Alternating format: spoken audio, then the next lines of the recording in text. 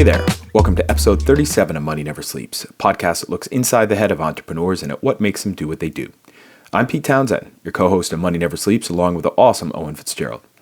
This episode of Money Never Sleeps is kindly sponsored by Ireland's fintech and financial services recruitment specialists, Top Tier Recruitment.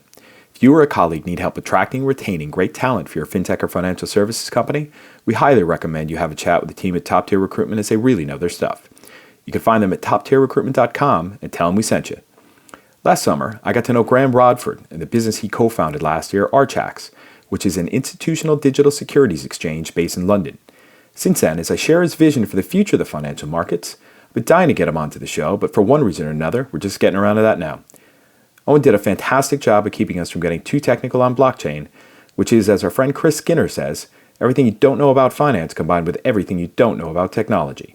Instead, Owen kept us focused on what makes Graham do what he does, so away we go. Here we go again. Welcome to Money Never Sleeps. We're here in WeWork Dublin Landings in the offices of our sponsor, Top Tier Recruitment.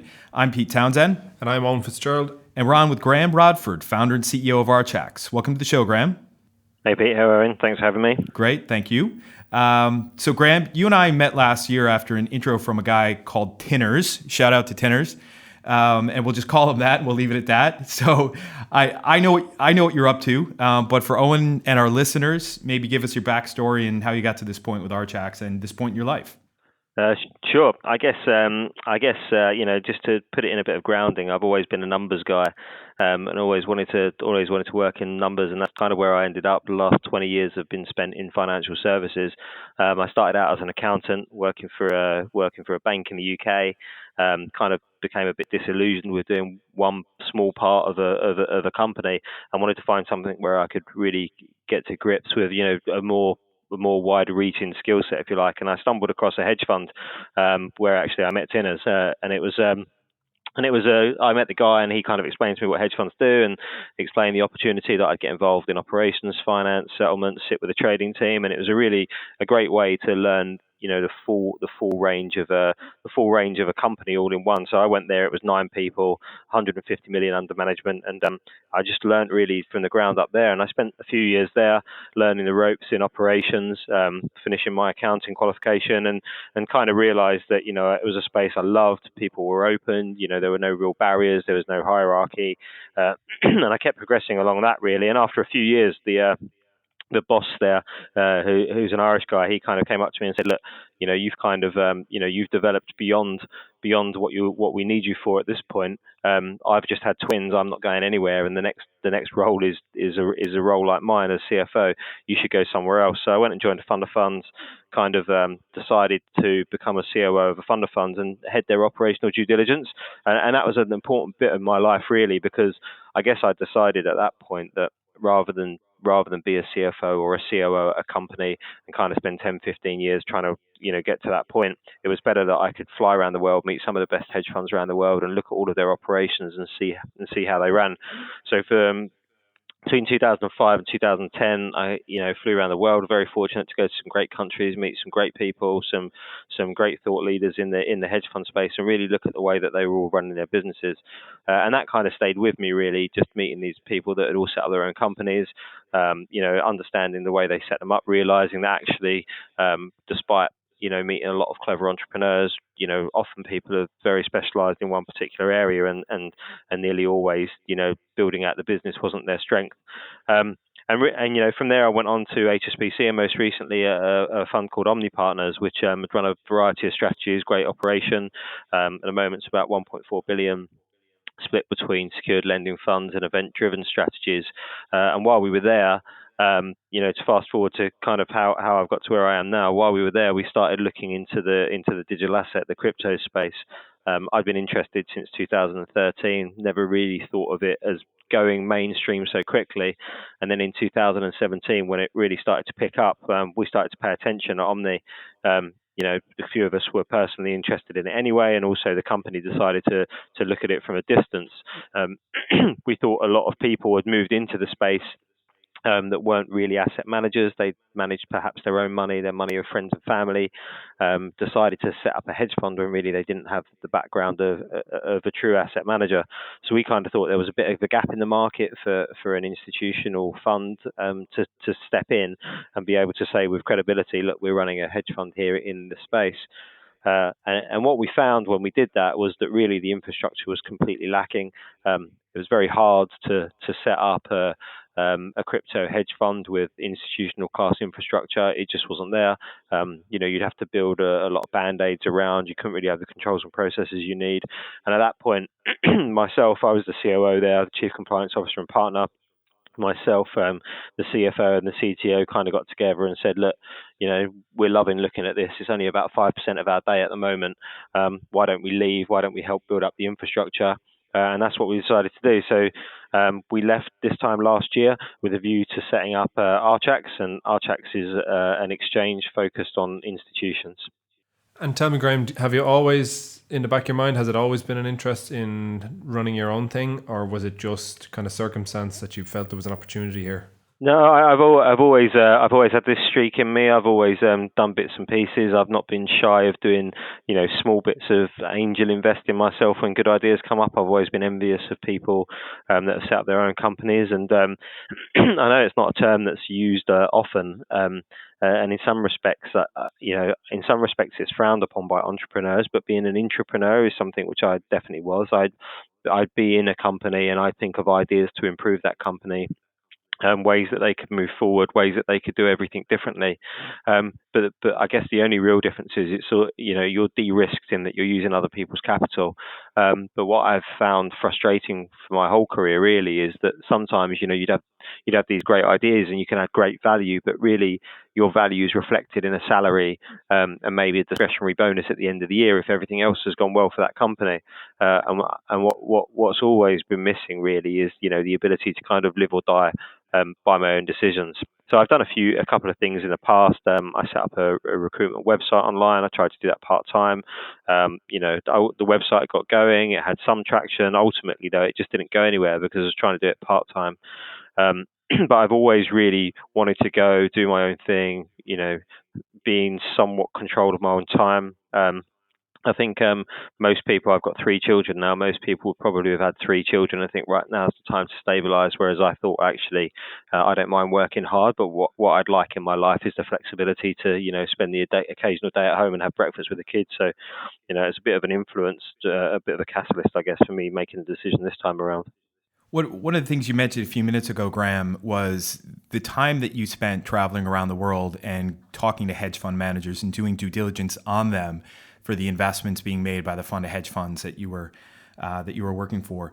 Did you find when you were running through that whole due diligence process that almost created a kind of a method in your head for how you assess business situations overall, and that you kind of look back to? I mean, the reason I asked the question is because as I think I've shared with you, I spoke with over 100 hedge fund managers over the years during my time in the industry for a number of different reasons. And just that repetition has been just helpful in how I interact in business on a day-to-day basis. Did you find the same thing? Yeah, absolutely. I guess I've got a lot of views actually on operational due diligence. So one of the views that we had early on when we were at the fund of funds was, a lot of, because I'd had the benefit of being at the hedge fund before Leo Fund Managers, I was used to people coming in and asking me questions. So I had a lot of frustrations around people would come in and ask me to fill out forms that said company name, address, name all your employees there, which was information which was freely available for them in presentations.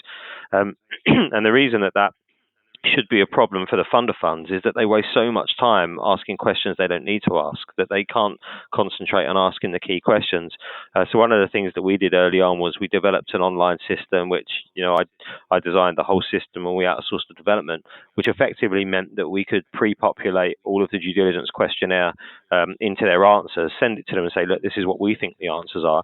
But then you could identify the kind of 10 to 20 killer questions. So yeah, for sure, I got used to reading offering memorandums and asking people the same questions. But what you also got very good at doing was, making sure you turn up to a meeting and you don't spend the first 10 minutes asking the general information which anyone can just get from their documents, but you had some kind of real key questions which would kind of get you to the red flag point straight away. We're fundraising now for Archax, and it's and I find a lot of people ask a lot of questions, and often you'll get to a point where they can or cannot pull the trigger, and really they should be asking that question first. So I think that's one of the biggest things I learned is efficiency in when you're assessing businesses. As part of what we're doing for Archax as well is we're obviously onboarding security tokens to our exchange, so we're applying to be a regulated exchange in the UK. And one of the things that we're going to have to do is work with issuers of their securities to admit them onto our trading venue. And as part of that, we fully intend to perform due diligence on the companies to make sure that we just don't end up another one of these crypto exchanges that just adds companies for listing fees. So I think I'm good at that. My co-founder Matthew is CFO. He's formerly at a fund of funds as well, and from Deloitte. He's also good at that. So I think between the two of us, we're very used to kind of assessing companies in a kind of quick, efficient manner for a variety of reasons. Yeah, absolutely. And you said a couple of minutes ago as well that, clearly, and you've shared this with me before, but part of the inspiration for starting Archax was looking out at the crypto space when you were challenged to set up a crypto fund or thinking about setting up a crypto fund with Omni, and said the infrastructure is just not there. And for some of the places where it might be, it's just not looking like you expect it to look. Can you talk about that for a minute, just in terms of kind of the foundation for launching Archax and getting that going and what it is? Yeah, sure. So I guess if you look out at the exchanges that are around and I call it the crypto space, but I'll use that generically to mean all types of digital assets, whether they be utility tokens, security tokens, or cryptocurrencies. If you look out onto that space, there's there's probably more than this now because I've been saying this number for a few months, but there's more than 400 if you include all of the decentralized exchanges. And then, excuse me, and then within that, you've got about 200 of those are decentralized. So, I won't concentrate on those, but they've kind of got regulatory concerns of their own for institutions. And then out of the remaining 200, you've got most of them are retail focused. There are a couple like Gemini, which are doing a good job of focusing on institutions, but most of them are retail focused. And what that really has meant, and this isn't necessarily all of them, but certainly from what I've seen, is that they target individuals. The KYC process is all targeted around onboarding the individual. All of the controls and processes are in place. Assume that there's one user to the account. All of the accounts assume that there's only one beneficiary at any time. And if you're from a hedge fund or a banking world where you're used to running banks of traders, trading multiple strategies, multiple accounts, different levels of user permissions, it really just doesn't exist. So that was I guess that was the point when we realized that there needs to be something in place. And if you look out to the market now, you'll see that there are some of those retail crypto exchanges are applying for regulation. Some of them are going to jurisdictions like Malta, Gibraltar, Estonia. There really aren't that many still trying to set up a truly institutional venue in a let's say a golden regulated jurisdiction. So by that I mean the UK, the US, Singapore, Hong Kong, those kinds of places. You're just not seeing them at all. I think you're seeing six in Switzerland. They look like they're putting together a good offering in their SDX product. T0 obviously have their ATS in the US. So it's very thin on the ground on that side, and I think the reason is that actually there aren't that many people. Let's say from our side, the finance side of the fintech, if you like, that have moved into the space with that knowledge. Most of the people there are on the tech side, and the finance people that are moving into the space have tended to move into the tokenization area, the issuance side, so kind of more the investment banking side, whereby they'll take a company, create a smart contract, and then try and distribute it into the market and take fees off of that basis. So it feels like we're in a good spot right now. The UK seems pretty forward thinking. We're about to submit our application this week to the FCA. We don't see any reason why it shouldn't go through under existing regulation, existing securities regulation. So, hopefully come the end of this year, we'll be one of the first, if not the first, you know, highly regulated security token exchanges out there. And Graham, it's clear, obviously, that there's a lot of domain knowledge there. How have you made the transition across then to being the entrepreneur? To be honest with you, and I think so. The CFO and the CTO I'm with, I think they occasionally they say, "God, this is so stressful. The roller coaster is much worse." But for me, I'm finding it a lot easier. I always think this way anyway. I cared as much for the last company as I do for this company. That's just the way I've always been. I always feel like it's my company, even when it's not. So I'll get up in the middle of the night worrying about stuff and write it down. I'll check my emails constantly while I'm away. That hasn't really changed. What's changed now is that I don't have to spend hours justifying a decision for someone else to make a different decision in a different direction without me understanding it fully. If I put a lot of effort into a problem and the guys don't agree with me, then it's usually for good reason. Whereas if I've thought something through, then it generally happens. So that stress has gone. The stress of managing a lot of people, a lot of money, a lot of different products, a lot of entities, having problems come out of left field. Maybe they'll come in the future, but at the moment, I'm enjoying the journey. I feel like it's easier for us to have a focus on where we're going. From that skills side point of view, I haven't really changed anything. I guess there's obviously financially it's been very different. We started this without a salary. I've got 3 kids, so that all feels a bit different. But aside from that, from a work point of view, I don't literally skip to work in the morning, but I'm pretty excited to get here. I'm pretty excited to talk to people. Speaking to guys like you is not something that would have happened in my previous existence. Everyone in the space is so open. Everyone's so friendly. Everyone's keen for this space to move forwards. It really just feels like a different lifestyle for a number of reasons. Not just not just the entrepreneurial piece, but also the space, the people in it, and really the environment. I think the timing's great. There's been a lot of people who've laid the groundwork for kind of blockchain, cryptocurrencies way before we appeared on the scene. And some of those guys, were in so early that it was almost too early for them that they're struggling now. Whereas, we're riding on their coattails to some extent. We're bringing our experience along, and it feels like there's going to be real momentum in the market this year. Yeah, absolutely. And I think one of the things we've talked about in the past, Graham, just in the crypto space or digital asset space, like you're saying in the broader terms, is that we see the future of the financial markets operating on digital assets. And what I talk to people about is where you take that fake gold Bitcoin that you see in the magazines or on the website photo, and you strip back that gold wrapping and you put back over that the wrapping of a publicly traded equity, right? And that's where we see things going from a tokenization perspective. I say we because you and I have had this conversation before, right? So, exactly. That's a key part of it. And that, well, what came before all of this? Well, crypto came before all of this, and it came, 10 years ago. And we kind of have to respect where it came from, and that those institutions that have started to dip their toes in the water by trading Bitcoin and ETH and Litecoin, and Zcash, as we call it here in Ireland, but Zcash, the rest of the world, right?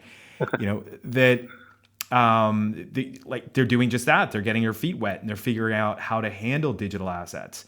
And one of the interesting things is that when you start to talk to some of the people that may not have seen this yet, and you put the idea of a digital asset exchange in front of them, they're mixing up the term exchange for being a noun versus a verb. Where it's a noun, an exchange to me is something like what I feel like is in traditional finance. It's one of those big old houses, right? Those big old buildings that you see that use the icons for in PowerPoint decks. Whereas some of the crypto space see exchange as being a verb, that I'm going to exchange Bitcoin for ETH, right? And that's 2 completely different things, where you have this institution that's responsible for all of the day-to-day activity around the trading of these assets, right? So, I think it's something where it's great to see you guys doing this and coming to market with this and doing it at a time, like you said, where you're going to be one of the first ones doing it. In a roundabout way, coming to my question, you've said that this so far, that the life of the entrepreneur hasn't been that much different in terms of the challenges in front of you. But I know that there have been some hard things and hard decisions that you've made. You may want to just share one of those in terms of how that went down. I guess I mean, to be honest with you, there's not much in my life I find difficult in making a decision. But I guess if there had to be one, it was kind of the one to jump ship from the last job to join here. Doing relatively well, earning decent money, had a good job, enjoyed the people I work with. Um, but I had a wife and 3 kids at home. But as I said before, I've kind of always been entrepreneurial, and I think my wife understands that. And after a while of talking about it, she just said to me, "Look, will you just stop talking about it and just do it if you want to do it?" And so Yeah. the next morning, I think my notice was in. So it was a hard decision. It's something I thought about, but really, if I'm honest, the decision was probably already made, and I was just testing the water. It's I had a good conversation at one point with the I won't name him, but someone at my last hedge fund. And I remember going to work one day, and we went out for lunch, and he kind of said to me, "Look, I had a conversation with my wife last night about how we're on life's conveyor belt, where you have kids, and or you go to uni, then you get married, you have kids, you get a job, you do better, you retire." He's like, "Don't you just want to be off that conveyor belt?" And what struck me as amusing about that conversation is I had had exactly the same conversation about my wife a few weeks before. And I remember saying to her at the time, like, I don't want to be the guy that talks about this being a problem and then never does anything about it. So it was almost at that point when I just said to myself, right, that's it. The next idea I'm just going to go and do. So the second that we had the concept of doing this, I'd pretty much, mentally committed to it anyway. I say it was a hard decision because I just think, when you've got a wife and kids, you do have some responsibilities you need to think through. And it is a big step to step into this. I think you had on one of your earlier episodes, I think Chris Maddles back, and he was talking about, he asked people why someone should be an entrepreneur, and he always says he kind of tries to convince them it's one of the hardest things ever, and you do need to take all of those things into account, but I guess for me, where I felt it was slightly different is when you're going through that process, I'm thinking, well, I get to see more of my children. There'll be less stress. I'll enjoy it more. So actually, for me, most of the moves over were pretty positive. Yeah, and I think you nailed it when you said, Graham, that throughout your career, you always took that sense of responsibility and accountability for treat it like it's your business, right? Yeah.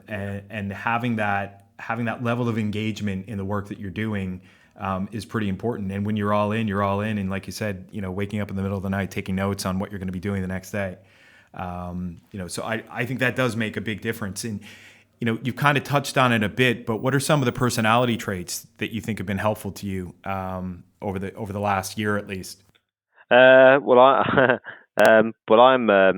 I ask a lot of questions, I guess, and some people misunderstand me and think it's because I don't understand or I'm being difficult. But quite often, it's not the question that I'm asking; it's kind of the next 2 or 3 questions if you see what I mean, that I've got planned that I need to get to. So I'm quite analytical in that respect, which I think is great for business. And sometimes I, really get down to an issue pretty quickly and can solve problems pretty well. The problem is probably when I, start to try and make it more efficient, where we should put the mugs and plates at home in the cupboards.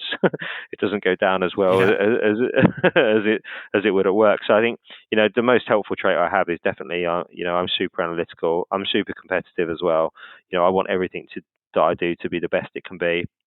But I completely recognise as well that more often than not, I'm more wrong than I am right, and there are better people out there than me. And kind of those fears and insecurities, if you like, they kind of drive me on to keep pushing, keep trying, keep getting everything moving in the right direction. Because I'm not a natural academic at school, but I do look back at some of the people that were perhaps more academic than I am, and see them in their jobs, but just think, with their brain, I could have done even more. But what I've got is just complete drive and ambition to just push whatever I am forwards as much as I can. Yeah, and I find it's risk appetite as well too, right? You can see people that you're in school with or people you used to work with that that are clearly more intelligent, right? I know that. I've worked with plenty of those people that are super smart.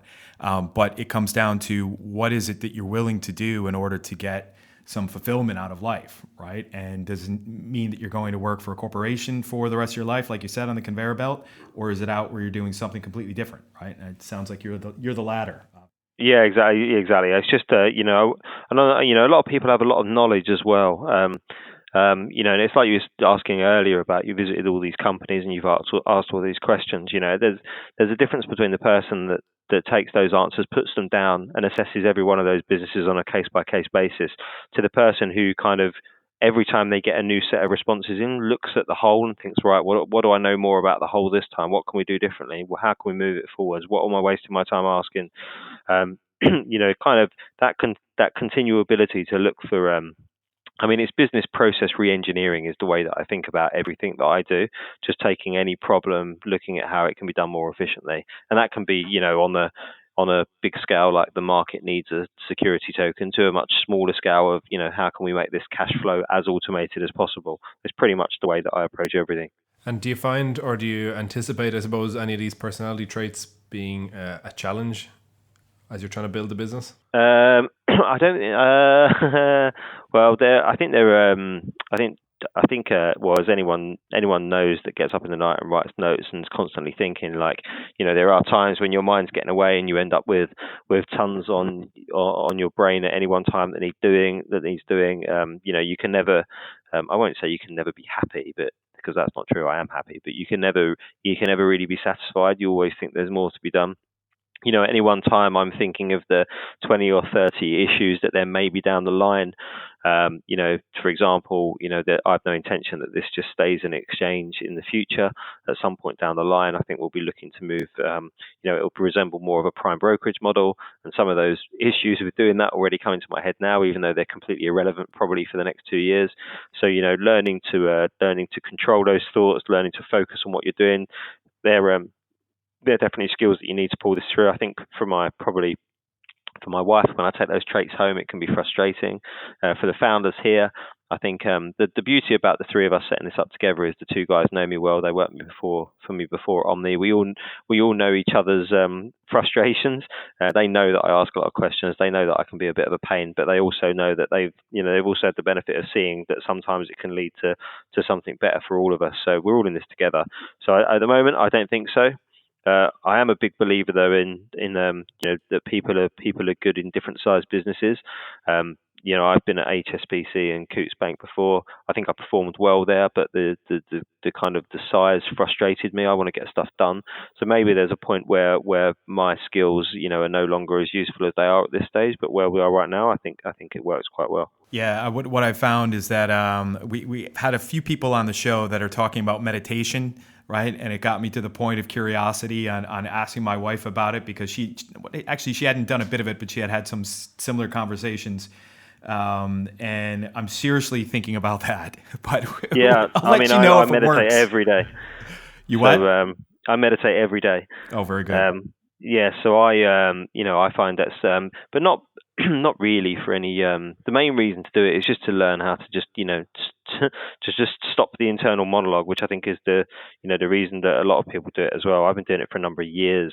I've always been into martial arts and quite spiritual as well. So actually, I was doing it long before I even had the mind overload, if you like, which it's useful for now. I was just doing it as a I don't know, a spiritual endeavor, I guess. But the way that I fit it into my life is, because it's quite hectic, is I've got quite a convenient half an hour train journey to work every day. So I just put it on in the morning, sit back and close my eyes and forget I'm on a train for half an hour and wake up at Cannon Street feeling quite relaxed. That's a great idea. Yeah, I got to start doing that. If there was only a half-hour train for me to take in from into the city centre in Dublin, that'd be awesome. Yeah, the only struggle is when there's no seat, it doesn't work so well standing out. I can imagine. So listen, what's 2019 bringing for the business? Yeah, well, it's so our I guess there are a few things. Our application goes into the FCA this week. We've got a head of regulation, former COO of Curve Global, who's really helped push that on. We're putting that in. Technically speaking, the FCA have between 6 and 12 months to approve that. I've found the FCA in all of their dealings so far really forward thinking. They've just released a consultation paper where they talk about different digital assets and what they really say in there. Security tokens should be regulated. Security token exchanges should be regulated, which is exactly the approach we're taking. So we think, it squares away nicely. So hopefully by the end of this year, we'll be fully regulated. We're building out our tech stack at the moment. We've partnered with an MTF in London called Archax. They're already a regulated exchange in their own right. So we have a significant amount of the tech developed. Andy Flatt, the CTO here, and my co-founder, he's building out the technology. We're just starting to build out our tech team, really because we've got that MTF. There's not too much we have to build on top of it, but that's probably going to take us 6-7 months as well. So really, it's all squaring up nicely for a launch at the end of the year. We're raising money at the moment.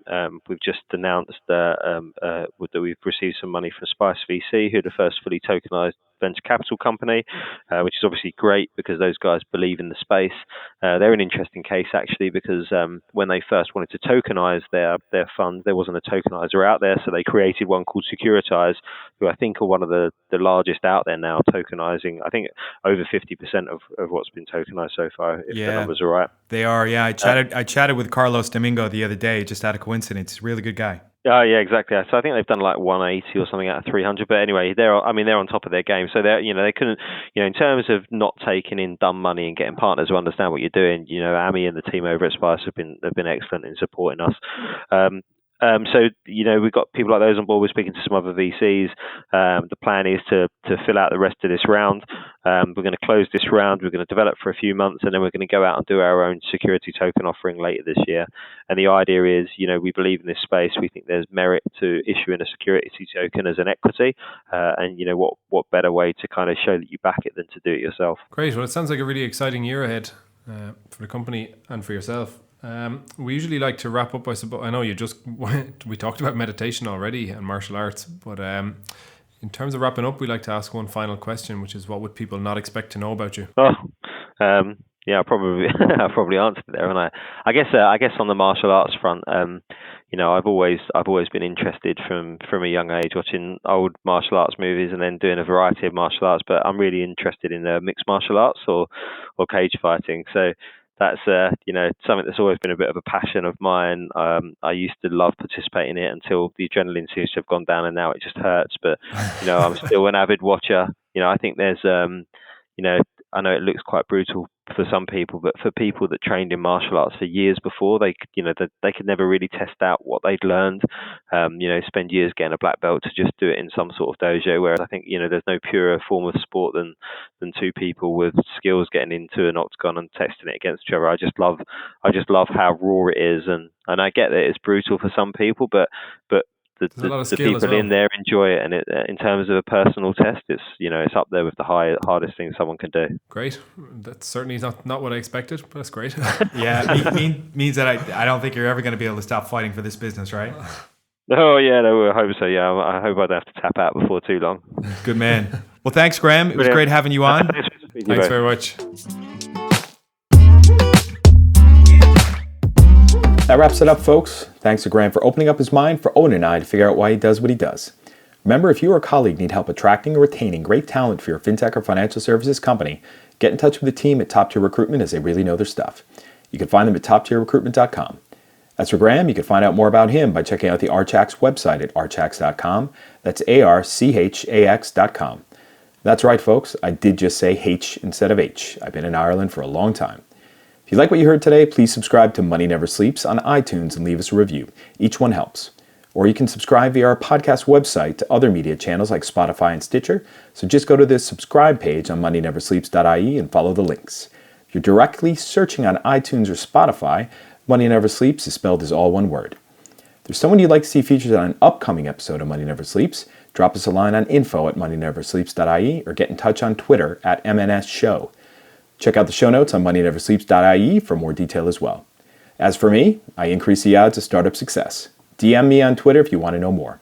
Finally, thanks to Conan Brophy from Create Sound for recording and editing this podcast. Till next time, thanks for listening. See ya!